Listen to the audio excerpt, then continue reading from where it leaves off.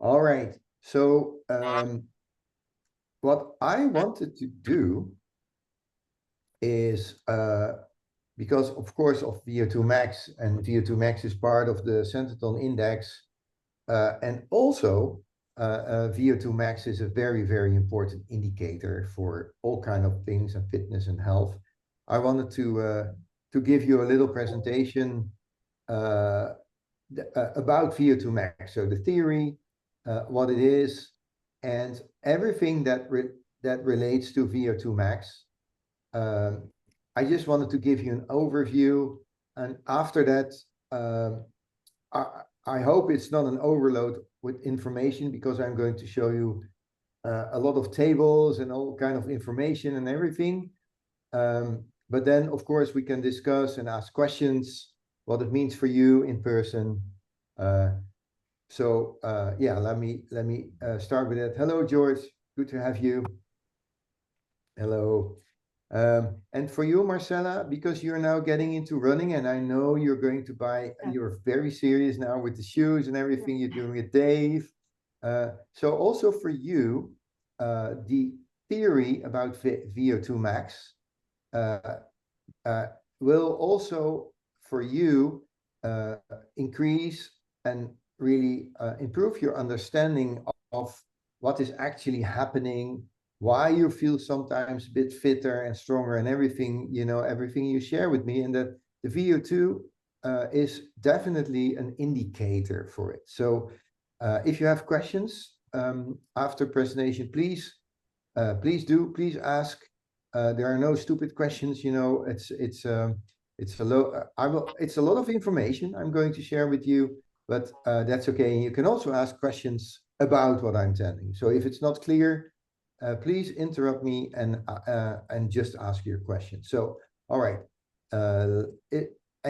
Anyone with a question about what I'm going to tell about VO2max? All right. Then let me just start. I try to keep it as short as possible, but I've made too many slides, and I've made the presentation also because it's a lot of technical stuff. So let me see where we end up. There we are.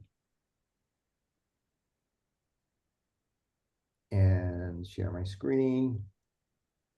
All right, so there we go.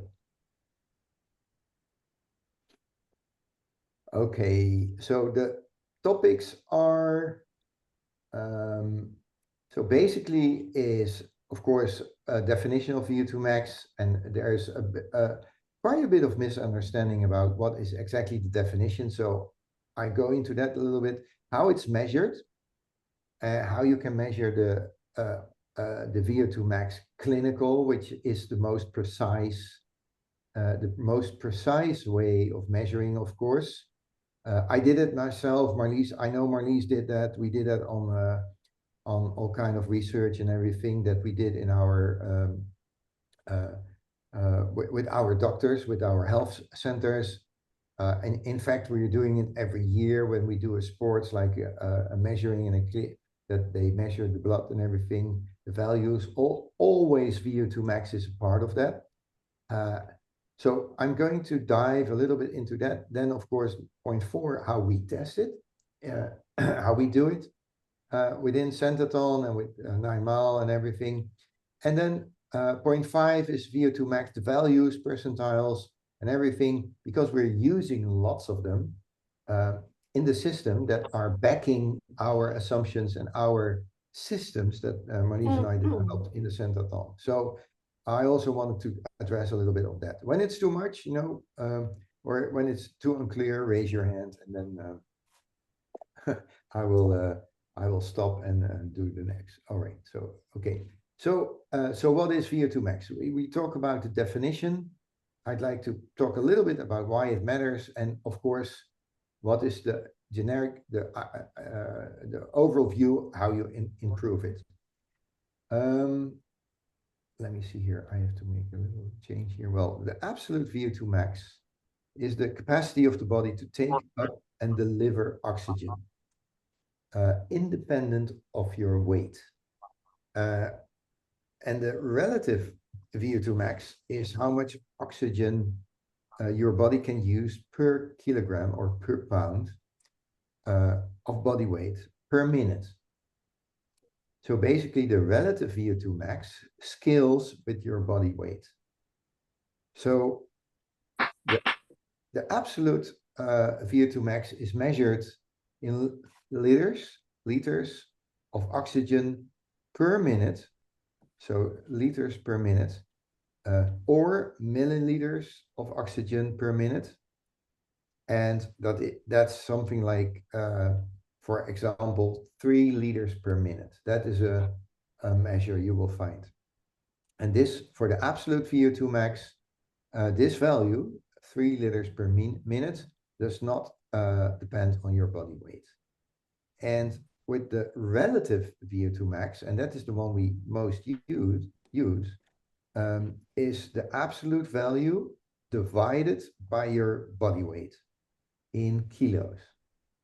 So I'm sorry for you American guys, but the VO2 max over the world is defined in milliliter per minute per kilo body weight. And that's the common way of looking at VO2 max and comparing it with different people. So a little more, if your weight changes, but your absolute VO2 max remains the same, then your relative VO2 max will be better. So will improve, which means, for instance, for climbers and people who want to really increase their power to weight ratio, if you keep your VO2 max and you lose a bit of weight, of course, then you get better, because then you get a better value. I have some calculation examples here, but I don't think I'm going to show it. Yes, please. Just a question. VO2 stands for? Yeah, that is the volume of oxygen. Volume of oxygen. Okay. Yes, that's the volume of oxygen in your blood. So basically, the number is always in liters or milliliters. What you can intake per minute per kilogram of body weight. So if you have a VO2 max of, let's say, 50, it means per minute your body can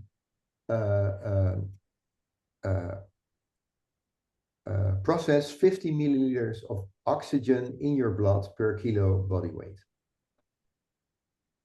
Right? So that's a really it is a fixed value.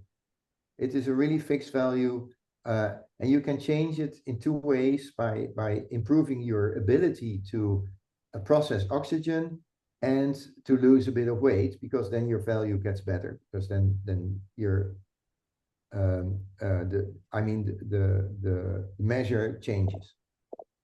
All right.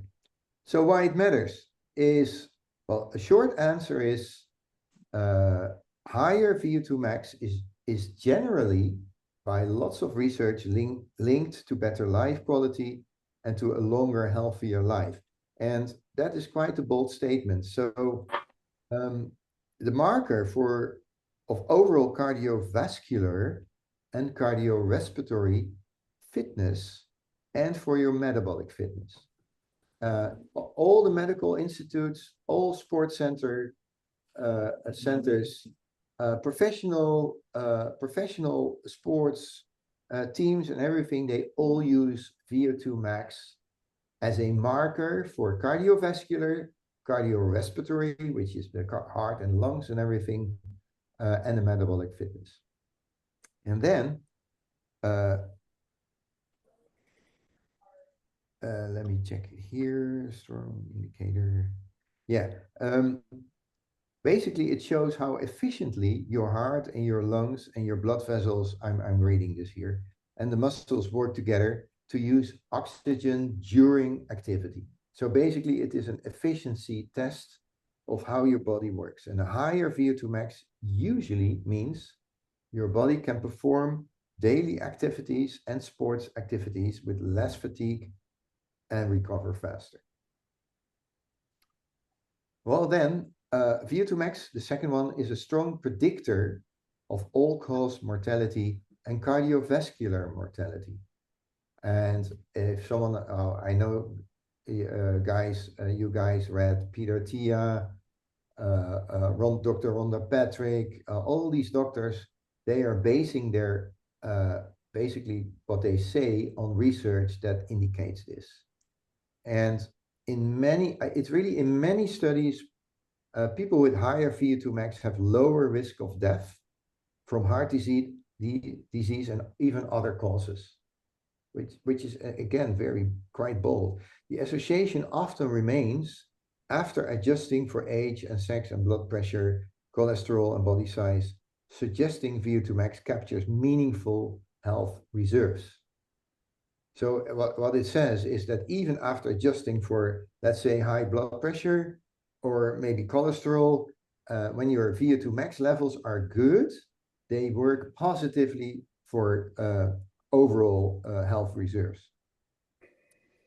Let me see. Yeah, VO2max maintains an independence and a functional capacity as you age. So VO2max is a key determinant of how well you can perform heavy activities and recover from illnesses and setbacks. And regarding longevity, that's a big thing, because if you have a higher VO2max, it is proven with research that you recover quickly and much quicker from operations, from regular interventions, everything. The likeliness of recovering fully and quickly is higher when you have a good VO2max. And then, Marlies and I stressed already hip fractures as a main mortality cause in the US. So think about that. So if you have a high VO2max, it increases your chances of recovering from hip fractures, which is in older people, like in their 80s and 90s, a big mortality risk. Number 4, VO2max links to metabolic health and chronic disease risks. So a higher VO2max tends to accompany better insulin sensitivity, healthier blood pressure, and favorable fat profiles. You know, remember the discussions we had with the seed oils and inflammation. So inflammation and a high VO2max are linked. With a higher VO2max, there's fewer and less risk on inflammation caused by these bad seed oils, for example. So regular aerobic training that improves VO2max also reduces risk factors for type 2 diabetes, metabolic syndrome, and obesity. And then in general, of course, the final thing is quality of life and daily function. Well, needless to say that VO2max, as you get older, for daily functioning is a very good thing. All right. Now let's quickly talk about how to improve VO2max. Well, in general, it is regular aerobic exercise. And that is, of course, why you hear all these health organizations say you have to walk, count your steps, trying to get people move. And for us, already being sports people, it's regular aerobic exercise, which means walking, cycling, running, etc. But it also increases through progressive overload, which means progressive overload means gradually increasing intensity or duration, which means running longer or doing interval type of trainings to challenge the cardiovascular system, which is basically done with interval training and, of course, MHR running, what we can extend to the full 9 miles or running a half marathon, a full marathon, doing watts. So the whole WOT program Marlies and I developed HIIT, high intensity training, the SEAL trainings that George is doing, you know, they all have a very, very positive effect on your VO2 max. Increasing is important that you can measure your progress. So track changes in your VO2 max. I'm going to talk a little bit about that later, because already the cheapest running watch also gives you an indication for your VO2 max based on a algorithm that, for instance, Garmin is using. Or point 4, you can use markers like feeling your own improved endurance. Markers like the Sentinel test Marlies and I developed. Markers like that you feel your resting heart rate is reduced, or your heart rate during your sleep is reduced. Or a great marker is that I just had this call with Marcella this week, that she says, hey, all the strength trainings is going better. It feel like, hey, it's getting lighter for some reason. It's not that I can care and I can push 5 pounds more, but the whole feeling is different. And that's the same applies to daily activities, like, you know, what you do the whole day, Brian, the heavy work in and around the house. And I know Marcella in the gardening and all the kind of daily activities, they start feeling a bit lighter. And that's a good indicator for your improved VO2 max. How is it measured? Well, I'm going to explain you quickly how that's done in a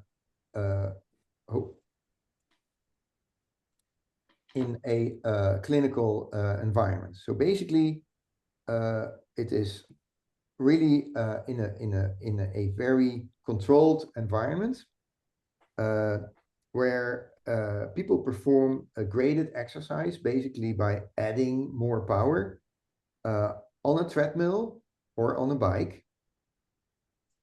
And the key idea is to quantify the maximum rate at which the body can consume oxygen and produce carbon dioxide, which is measured with that system that you put over your mouth during an increasing work rate.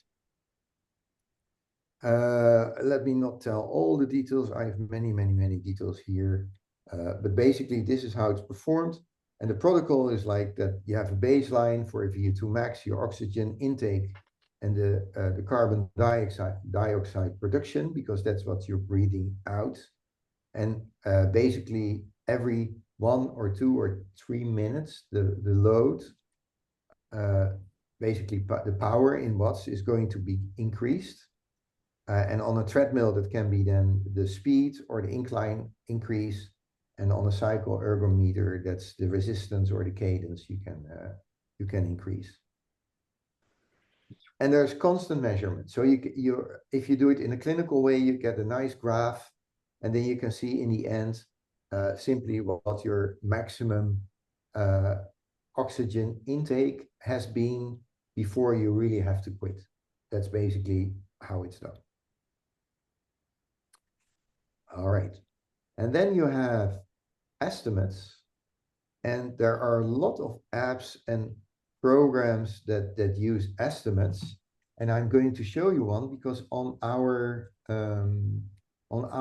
platform, we have a page where we have all kind of measurements. Let me see, I have a picture of that for you. And otherwise, I'm going to show it to you here. Right, okay, this is interesting. You still see my screen, right? Yes. Yeah, okay. Well, this is a nice test, and you find that in the fitness app. It's called the World Fitness Level VO2 Max test, and they just ask a couple of questions like, so what's what's male, what's your age, how tall are you, how much do you weigh, what's your maximum heart rate, filled in everything, what is your kind of exercise. You know, this is a nice app that estimates your VO2MAX. And all right, so, and then you need to know your waistline and your resting pulse. And then you can say next step. And then I have to say, all right, you can calculate, get me the results. And here we go. And it says, all right, your expected fitness level is 37. And I'm going to show you later where that is based on. But in fact, based on the input you gave me, you have an average of a 35-year-old regarding VO2max, and your actual fitness level is 50. And the funny thing is, I can tell you guys that the measured VO2max I have is 48. I think right now 46 to 48. So even this little app you can find on just a website is pretty accurate. Okay. And then, we have all these kind of estimates and tests you can also use. So now let's quickly explain how we do it. How do we test VO2max?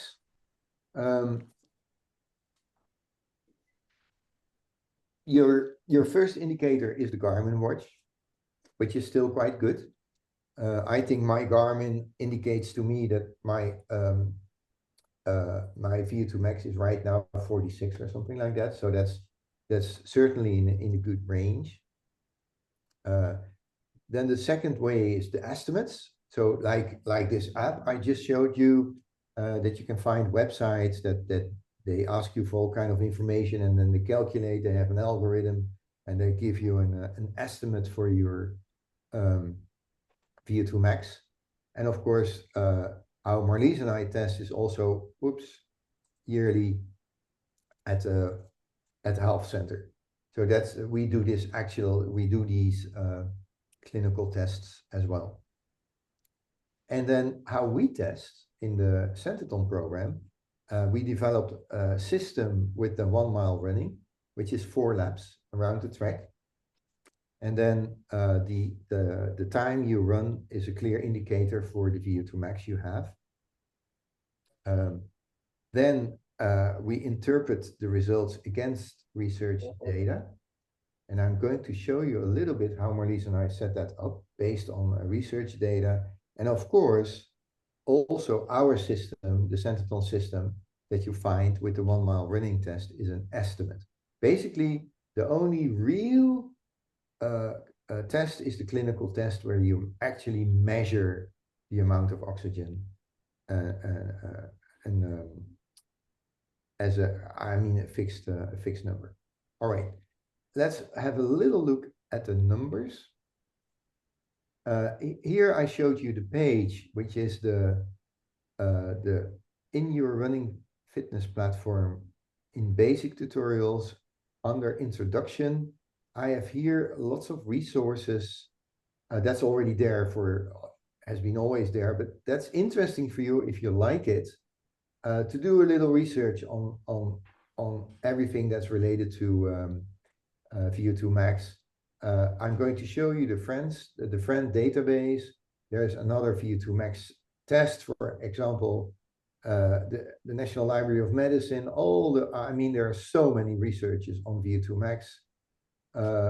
There's the Hunt Fitness Studies, that is a Scandinavian study on VO2max on all these guys who are doing cross-country skiing. There's this effective VO2max calculator, that's the one I showed you. Then we have the Berger 2.4 VO2max math. That is a system that relates your running times of 2.4K to VO2max, and that's actually what we also use for our 1 mile test. And then there's functional movement and things like that. And then for Marlies and me, it all comes down in our Centeton text index, and then the first line is actually the VO2max, the 1 mile running test, and then it relates to ages, and then it relates to the 95th percentile of ages. So Marlies and I are not looking for beating the 50th percentile, because that's the average. And when we are at the average of the society, we are reaching the output of the average of society, which is not good, because then we are following the averages. So we're looking for the 95th percentiles of what people are doing. And yeah, this is just to give you a little example of like the data we research and everything for getting these numbers. And this is, for instance, a very interesting research, what they call a cohort. That is a group of people, thousands in this case. And FRAND is a national database on exercise. They call it FRAND, and it means Fitness Registry and the Importance of Exercise National Database. And that's a very, very interesting database, because they do all sorts of tests on people in age groups. And for instance, here you see the results in the FRAND cohort of people in, like, let's say, in their ages of 50 to 59. Then you see that of all the men they tested, and these are already old numbers, by the way, then you see the average age is 54, and the length of them, and for women the same. So that defines the group of people.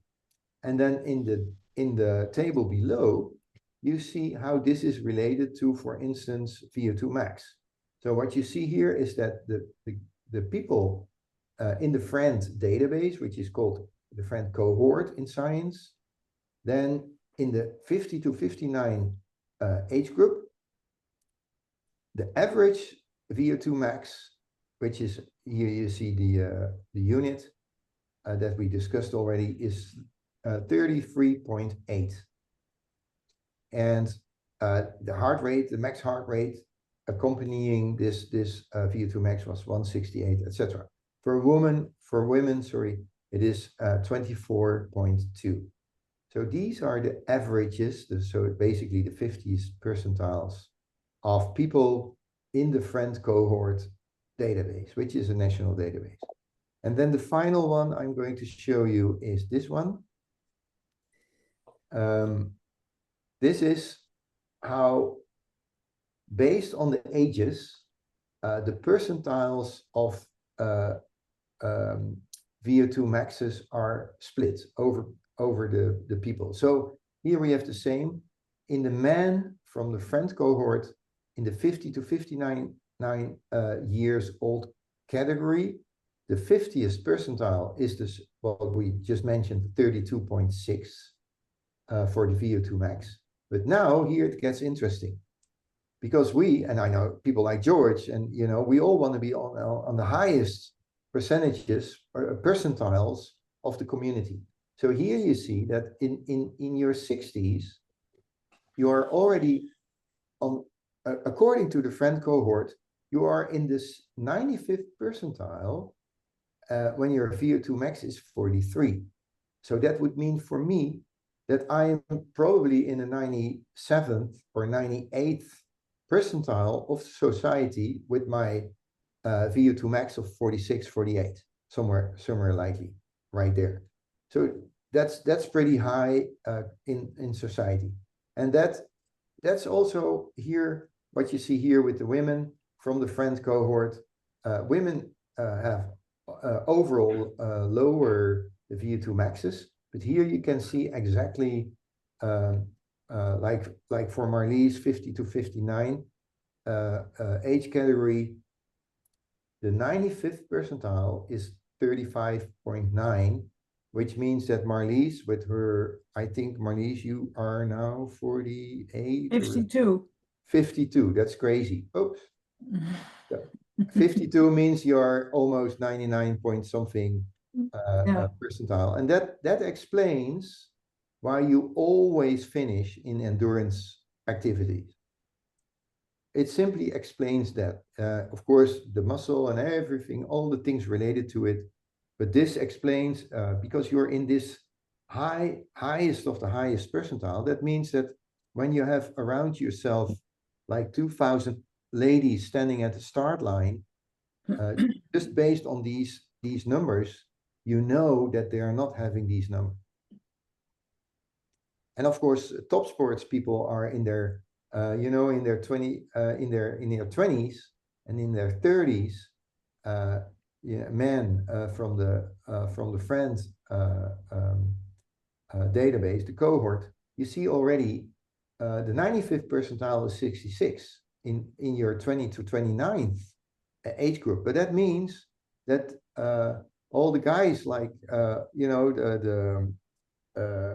the top male cyclists who are doing the Tour de France, they are way in their 70s, and I mean there are even people having 80 in their 80s VO2 maxes, and that explains why they can climb so fast and why they can go, I mean, race up on those mountains so ridiculously fast.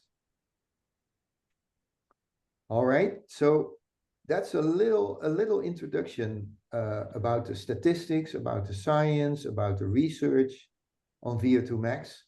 But the main thing is, please, if you want to ask something, I can again call up these numbers and everything.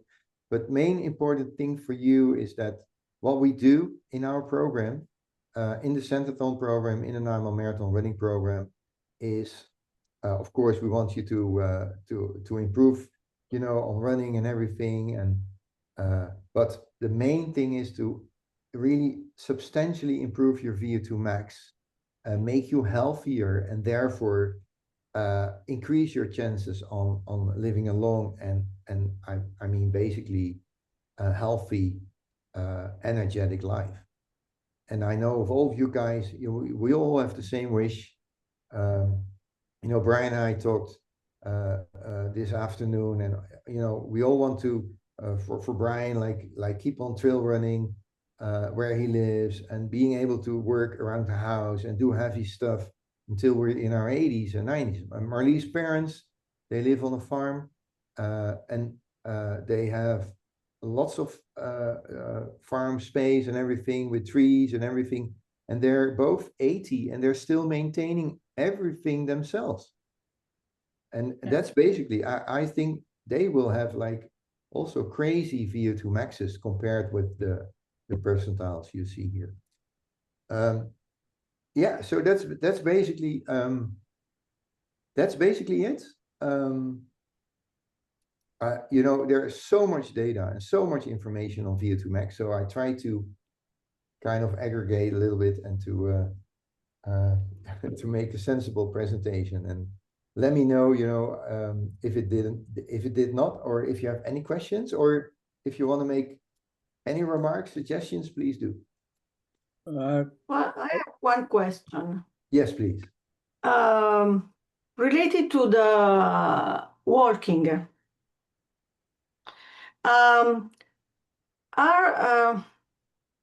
For example, yesterday I walked a lot with a friend. We went to a botanical garden, and we walked for more than 2 hours, looking the plants continuously.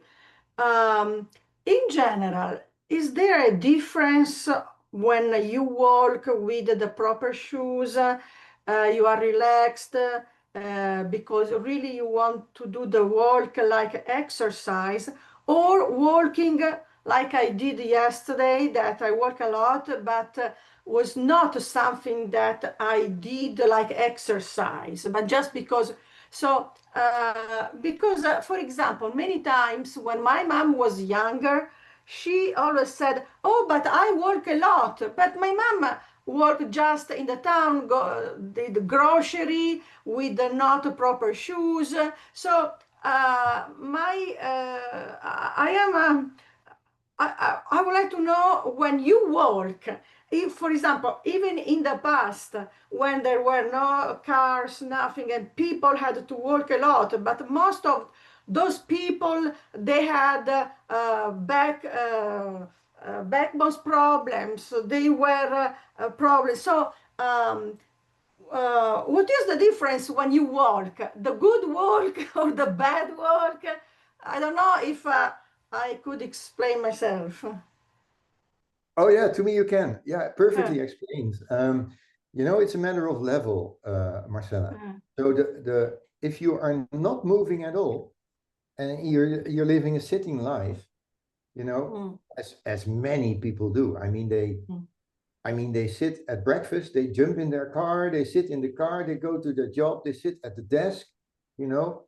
If you then start walking, uh, just what you're saying, like gentle walking, that's already an improvement.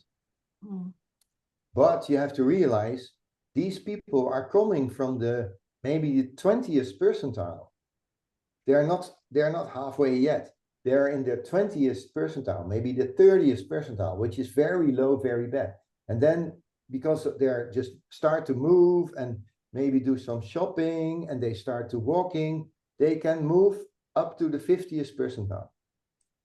That's the progress. But then if you want to increase further, then of course you have to do faster walking, brisk walking, moving more. And then the next step will be, of course, that you start doing a sports program, you go to a gym, and everything. And what we are doing is really focused on people in the higher ranges of VO2 max. And the thing, the quickest, the easiest analogy for me is VO2 max is basically the size of your engine. It's just the size of your engine. If you have a big engine and everything is working correctly, then doing a real walk and even walking a bit quicker and walking up the stairs and up and down, it doesn't cost you energy because you're only using such a low percentage of the capacity of your engine, right? So that's basically it. Yeah. So for you, just moving and walking around is not really adding anything because you are already doing so much. So for you, it would be running and doing programs and maybe doing a real trail that you have to kind of walk a bit faster and things like that. So it's all relatively. Marlies, would you like to add maybe something to that? George? Yeah, I just had a question. Yeah, I get it that VO2 max is the size of your engine, your cardio engine. Yeah. Yes. Your overall capacity. But what would be the top three things? I can take a guess maybe at number one that would keep you from VO2 max is kind of your potential, but there's things that can derail it, in specific sports, whether it's running or cycling or swimming. But what would you say is the top three that would kind of degrade what your expectations would be based on your VO2 max? Now, for me, I think the number one thing is probably cramps. Leg cramps, and that's mostly from running, but it can happen from cycling. Cycling, if you're doing triathlon, can aggravate early onset of cramps when you get to the third stage. But what are your thoughts on that? Things that, and I maybe there's other obvious things like injuries or joints or strength, who knows, but top three. I'm not really sure if I get your question, George, because what is the top three you're asking in regards to VO2 max? What would you like to? Well, I mean, that kind of sets the your upper limit on what you could expect to do, like on a run, but you might not be able to achieve it because you cramp or something. And maybe it's not a top three. It could be anything. I mean, anything could derail, because basically when you start walking because you have cramps, well, then your heart rate comes down. So obviously, you're not running at your endurance heart rate, your marathon heart rate. So maybe there is no top three. It could be anything Yeah, that could keep you from achieving your potential. yeah, right. Well, I'm thinking of Pogacar, you know, of the like the Tour de France, and for me, as a coach and with all the research we did, he has the highest VO2 max because after a day full of racing with the whole pack, and then they separate from each other, and then it remains with 3 or 4 of the best guys who are still climbing after 1.5 hour of climbing and almost on the threshold and everything. And then this guy Pogacar is able to do a final push, a final sprint that allows him to get like 20, 30, 40 meters from his competitors and then gradually extend it for the last half mile. Well, that is to me the best proof of what VO2 max is. That to me that shows he simply has 1 or 2 points higher VO2 max than his direct competitors. Because VO2 max actually is in the max level. You know, it says what you did, like the 24 hours seal and the, you know, it means when you're at your max, you're performing, and they're asking to do something, and then it depends on, you know, and all the guys are still doing it. Then the guy with the highest VO2 max will be able to give it another small push before he collapses, before he cramps, before the muscles stop and quit because they are building too much acid because there's not enough oxygen in supplied and things like that. So that would be to me, you know, and for me in ice speed skating is nice because it's a bit the same like the cyclists.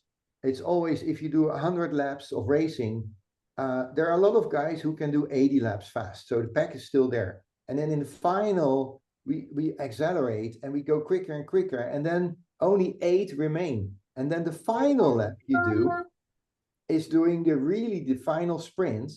And then the guy with the best cardiovascular system is able to go really for the sprint between the final 3 guys. That's for me what determines, hey, this is the reward for all the training you did and the reward for the kind of life you live, because then is when it counts. But it also has to do a lot with the resilience of the body, George, because if you are able to train in a certain way and then you making a consistent progress, if that's possible because of the strength of your body and it's capable to recover just on time to get the new impact of the next training, it has to do a lot with your resilience. And of course, that's very different per person. Also, what you are able to give your body as a high intensity, what kind of training. So you have to figure yourself what is possible. I know if there are people, very great sports people, but if they don't have that resilience, they always get injured or they need to fall back, recover first. Then their VO2 max will drop a little before they're able to increase their VO2 max again because they're able to train properly again and to push it up and to increase it again.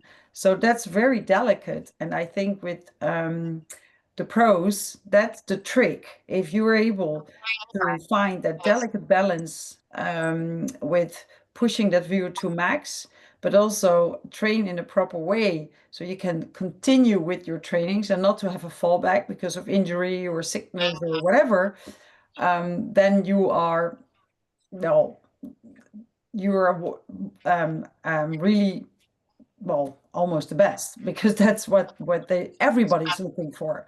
Everyone who wants to become better and better is to find these little steps, but they're different for everyone. So you can never copy paste what your neighbor is doing or copy what another guy is doing who is a pro, because that will not maybe work for you personally, because they are not only it's not only pushing your VO2 max, but it's also what is your body capable of in pushing yourself and the recovery on top of that. So that has to do with the resilience of your body.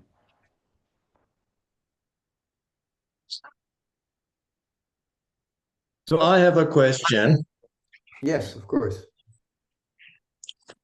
You know, I'm very curious about this whole subject, and I've always thought, it occurs to me that a person's lungs in general are way bigger and more capacity than a person's heart. Well, of course, we've got two lungs. So to me, I always thought that VO2 max would be more limited by the size of a person's heart than by their breathing capacity. And so to me, it seems like if a person were to have a high VO2 max, what you're really saying is that that person has got a very big heart and a big pumping capacity. So that's what I'm curious about, and I'm wondering if you have come across anything about that. Yeah, I certainly did, Brian. If you go into the database, the science database about VO2 max, I think the common denominator is that it is the whole system working together. So the veins and the tubes basically can be the limiting factor. And I know of sports people who had, for some reason, maybe different veins in their lower part to their legs, and that's why they had to quit, because they simply couldn't push better because the veins weren't there. And what you're saying, of course, the heart size, yeah, of course, when you have a bigger heart and the volume is bigger, but also the capacity of the heart to pump in a high frequency or in an efficient way.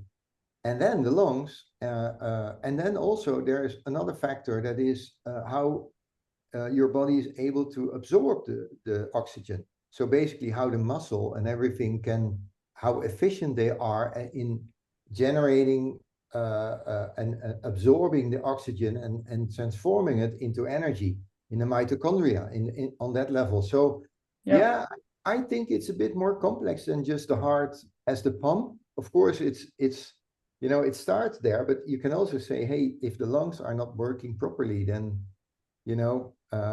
then they can be the limiting factor. I don't know if that ever happens, but from everything I read is that they are not pinpointing, hey, you should start here or something like that. It is more like building the whole system. And what I must say is that the way we train, so the system, how we train, is always this integrated approach. So we never say, hey, you take a little pill to improve this and that, or there's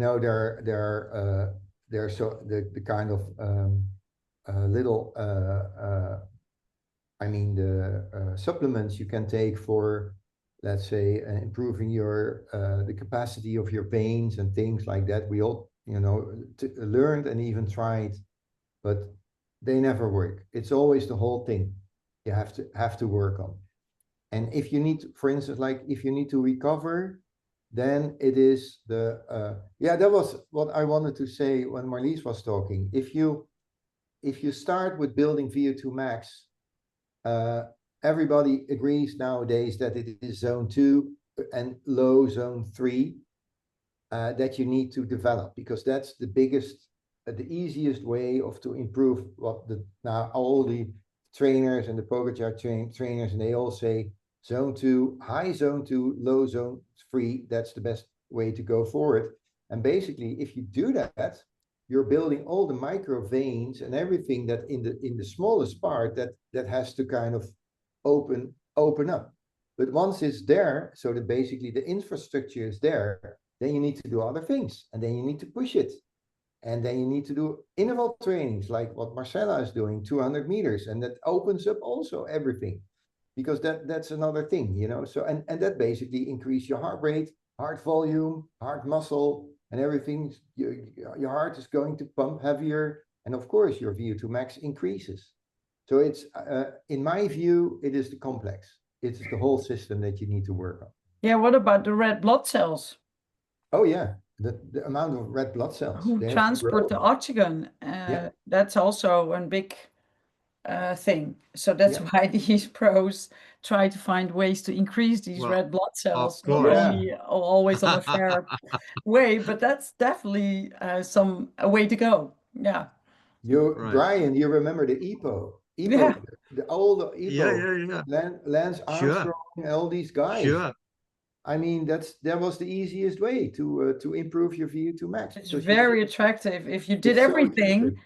and then you still want to be the best of the pack, then that's almost the last thing that's left. But that's not a fair play though. So Isn't, But aren't so blood I agree. transfusions, sorry. Yeah, please, George. Oh, I was gonna just to follow on the red blood cells, but it is legal. It is okay for these Tour de France riders to draw their own blood, right, in advance, and then transfuse blood as they go, because they can't. Is that illegal? Because it's your own blood. It's illegal. Everything. is. Yeah, you cannot do outside, inside. Yeah, that's all illegal. Okay. Oh, and then the other thing is that you were mentioning the vein capacity. It seems like you do see a lot of runners wearing compression gear when they're running, and I know with the Seal Fit they recommend people wear compression shorts, and then even afterwards for recovery, to improve circulation, in the legs. yeah, So definitely compression a calf sleeves. tool. Yeah, one out of the list. It's a tool. Yeah, definitely. Yeah, great tool though. But that has to do with your recovery, and if you need that to increase your recovery and the quality of your recovery, then I would definitely recommend. Yeah. So just to finish here with Baz, I agree with you about the whole integrated system. I guess what I was getting at was that it occurs to me that in a person's lungs, there are so many alveoli. There's so much capacity in the lung to uptake oxygen into the blood that's never a limiting factor. The limiting factor is somewhere else. And as you say, for as long as a person has a healthy set of lungs. So that's what I was curious about, is that we're over designed in the lung uptake area. Yeah, probably. While you were speaking, Brian, I was thinking of the students Marlies and I have had that we had to teach how to breathe. Because the breathing itself, the system of breathing with the diaphragm and everything, allows you to use the full capacity. But there are so many people who are, even when we are sometimes speaking with them, they're only very Right. what's that? Not artificial. It's shallow. How is that called? They're only Chest, not belly breathing. Right, just chest, heart. They're just breathing here, the chest. And you can see it when you speak with someone. Yeah. With open mouth, and they're sitting like that. So that's only they're only using this upper capacity, while all the other the diaphragm. Yeah, it's diaphragm, and it's what's the word for if you it's shallow waters, but it has to do with breathing. Is it that you do very limited breathing, very yeah, we just at least in the US we say shallow breathing.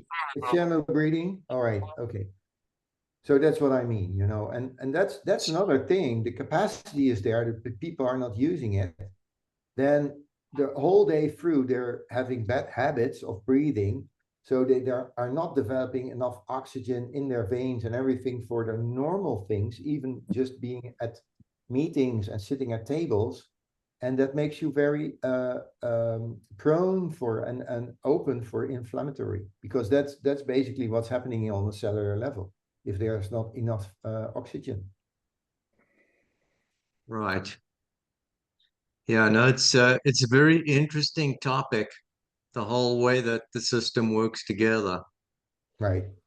Yeah, and that is why you know, we when Marlies or me, when we're coaching, we're always start at the, I mean, we want to build the basis first, and that applies to working with injuries, get them away, because injury is, I mean, it really takes all the energy out of you. So get rid of the injury, then start working the basis, actually physically building all the veins. You have to rebuild it. If you're not, if you come from a period of 3 months or 4 that you weren't that active, you really have to rebuild it. It's growing actually in your body. And well, for George, if you just had this event and you were really high on top of all the competitors, then you know that the infrastructure and all the veins, they're there, and the basic muscle is there, and now you still have to perform and deliver on the day itself, and then it's becoming mental and everything. So it's the whole package. It's the whole package. The same with Rob McGrath, who is not here, but he trained well. He did exactly what he needed to do. He wanted to beat his what he called his disaster half marathon, that he collapsed the last 3 miles going downwards. So we made a new strategy. We made specific training for it. And well, last week he told he beat his best. I mean, his time with maybe, what was it, 12 minutes or something like that. But that I believe this is only possible if you do everything. I mean, the whole package. There's no magic pill. And be consistent. So, but Yeah. Maybe to conclude, are any of you guys involved in the CrossFit world? Do you get their mailings and everything? Well, we do. Yeah, Hyrox, but CrossFit just launched today, and maybe check it on CrossFit. They launched a very, I think, a very drastic campaign. They say what they say, fuck, you know, they don't write it fuck, but they do it with this asterisks and things. And they say, what do they fuck, Marlies? The quick fix? I will read it. Yeah. I was impressed. Fuck And the quick fix. CrossFit is the cure. CrossFit is the cure, and the quick fix, yes. And what they do is they have made a kind of a paper explaining that the modern healthcare system and the modern healthcare society should be the infrastructure of CrossFit alike, you know, boxes and things like that, and gyms and everything. So it's interesting to read, because they just launched a really aggressive new vision against the healthcare system that's based on medicine and everything. Basically what we are propagating, Marlies and I, in a very, very small way. But they made their whole marketing campaign of their business, which is a huge business, and they dare to use these terms. So Marlies and I were quite surprised that such a large organization now is saying, hey, basically every box in the world with trainers looking for strength and VO2MAX and all these things, those are the modern healthcare system centers. They should be from the insurance companies. They should get the money from the insurance companies to get there, instead of all the Ozempic and all that stuff. Interesting to read for you guys, because they're pretty aggressive. It's an American organization. I was quite surprised the wording they were using, and Let me just try to get the link in the chat. It's like they're fed up with it. Hey, can you send out the link to that? That'd be the a good it's read. here. Yeah. I hope they do well, but I don't know if they've got all the lobbyists that the pharmaceutical industry has in Congress. Here it is. Yeah, I put the sure link do. in the chat. You can open the chat and copy the link. Yeah, it's amazing. I totally agree with what Right. they're saying. But you see already this is quite bold for a large, I mean, a large organization. This is quite bold. So But it's Oh, I think you should be bold to get people's attention and yes, tell the truth. Yeah. absolutely. Yes. All right. So I just wanted to share this with you to finalize because maybe you know, like the book, the you know the seed oil, the dark calories. You know, slowly I think there is in the broader world, not just the kind of the I mean the aggressive individuals, but now in the broader world, maybe finally there's something going to happen in health, and that's what we're after, and that's basically what we are after as well. All right. Anything else, guys? Then Can I just ask a quick question? yes, please. So I'm cycling and running. I got a marathon in Berlin coming up pretty soon, and I know I use the Garmin, and I know they're not extremely accurate. I have done the tests. I was fortunate enough to at work. We were doing a device like the Garmin watch, and so we had to set up it worked to do a lab test, so I was able to do it for free a few times. So it was pretty close. But anyway, one thing I was surprised when I started really cycling hard, that on the Garmin they have two separate VO2 maxes. And with my running, my VO2 max is generally around 51 for 52. When I first started doing some cycling a little bit heavier and harder, it was a little bit lower than that. And I have been cycling harder as of recent. And now my VO2 max for cycling is 53, so it's a little bit higher than the running. But I was kind of surprised that there would be a difference. Okay, I understand that it's the Garmin device and it's not very accurate, so maybe 51, the difference between 51 and 53 is negligible. But the fact that I mean, it should be measuring essentially the same thing, no? Yeah, it's I don't think so. no, it's a great question, Dave. Yeah. It has to do with the efficiency. So basically, there are different VO2 maxes you can measure for each activity, and someone has one person can have a greater efficiency in running than in cycling, right? So that's basically the answer. When you have a very high efficiency in running, which Marlies has, then of course, if you do a running test, then you get a higher number for your VO2 max per kilo. Then I know of Marlies if she then when she would do a cycling test, because that is not so much her thing as running is. And for me, it is the opposite. So what you're saying, Dave, I always have a higher VO2 max on the cycle. So when I'm tested than when I'm running. Oh, okay. It has to do with your personal efficiency. And that's also interesting because there's a lot of research, even a bit what we have in the system that, you know, if there's research done, then it always ends up with that kind of statement that someone, you know, all these people have different specific efficiencies per activity. Hmm. And what was Okay, yours? thanks. Was your running was better or the cycling? Cycling is better. Right now, my running is it's bouncing between 51 and 52, and cycling is at 53. So they're pretty Yeah. close, but Yes, it's pretty close. Okay.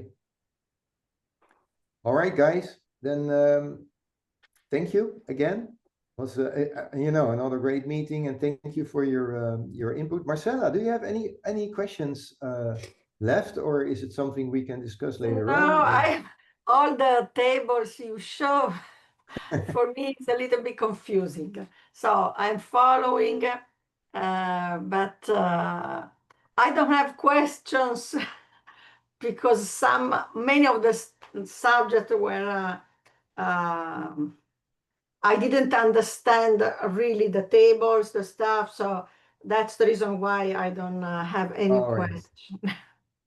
Yeah, Yeah. but the most important thing is, and the key things, the essentials, hopefully and you probably recognize now what you are doing actually, you know, the Yeah, programs we make and why we make it, because then, and that Mm, basically we're not measuring yet, but mm, the proof is the kind of things you were sharing with me, that you kind of yes. feel more energized and you feel lighter and you feel quicker and everything. Mhm. So, yeah. All right. Yeah. Well, thank you. All right, guys. Okay. See you next week. Bye. Thank Bye. you. Thanks. Bye Bye-bye. bye.